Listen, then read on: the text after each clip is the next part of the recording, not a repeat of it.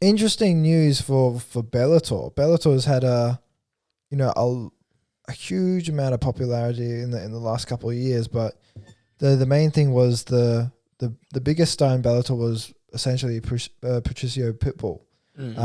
Two division champion in 145, 155 pounds. And another big star was AJ McKee. They just fought on the weekend. AJ is undefeated, and after his win against Patricio Pitbull, he still continued to be undefeated. He did very, very well. So we know McKee's very good in terms of submissions and things like that. He's good on the feet as well.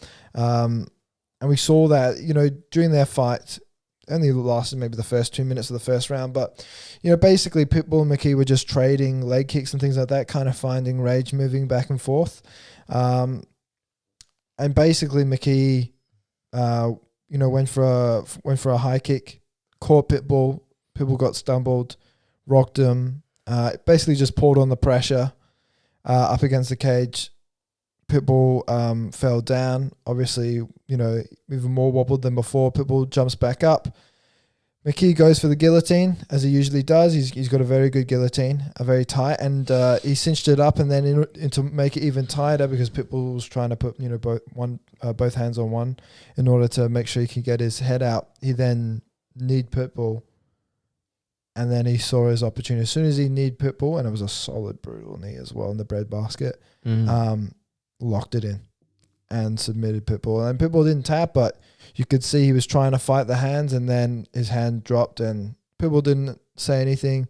He didn't argue against the decision by the ref, but he essentially, it was very interesting for Bellator, because Pitbull was just this unstoppable force. Like with the 145 and 155 pound belts, like he's just unstoppable, honestly. Everyone was saying like maybe they can do maybe a fight between him and Alexander Volkanovski or something like that, even though the UFC will never do that. Nah, the UFC hates cross promotion because it's too much of a risk for the UFC. Yeah.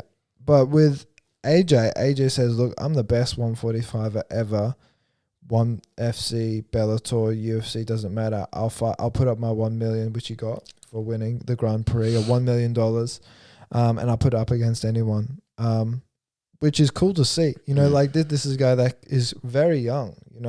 He's still got a lot of room to grow and things like that. He's super, super young. So Bellator's got a massive start. I mean, he was already a massive start beforehand, but he's huge now, absolutely massive. And with Pitbull wants to rematch him at 155. Yeah, I wouldn't be surprised if he did about that, because he lost in literally the first round, got caught with the head kick, so I can see why he would be a little bit mad, and he kind of protested the submission in the end because he didn't tap, and AJ saying he's out.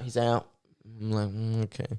And then Patricio looked like he still had a little bit left in him before he went down, but either way, I can definitely see the rematch happening. However, also hopefully this is good for Bellator, because now it's they're what's it called? They're bringing a lot of hype into the organization. But one thing I'm really proud of is the fact they gave the winner $1 million. That's so much more than a lot of you high-ranking UFC fighters get.